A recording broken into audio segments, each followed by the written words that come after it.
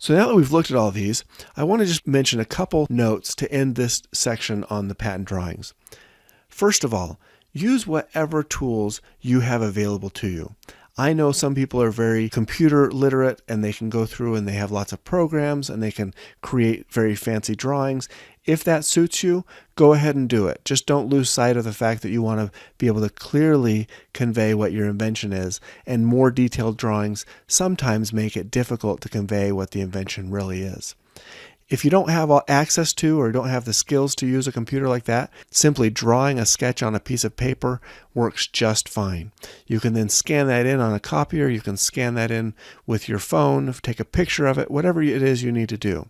I'll tell you that the drawings that I created, I just grabbed a sketchbook that I have handy, grabbed a pencil, started sketching. When I was done sketching, I took my camera phone, I snapped a few photos of it, I stored those in Dropbox, and then I took those over into Microsoft Word, and that's the document that you'll see that accompanies this training module.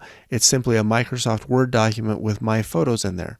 Are they perfect? No. Are the backgrounds kind of darker than the page? Yes. Does it matter? No, it doesn't matter at all. It's sufficient to get my provisional patent application filed, which is the primary goal at this stage.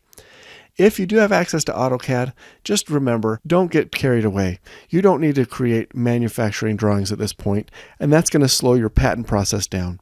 What you want to get done is get your patent application filed so that you have patent pending status so that you can then go out and validate the technical and marketing aspects of your invention. That's the most important thing at this stage.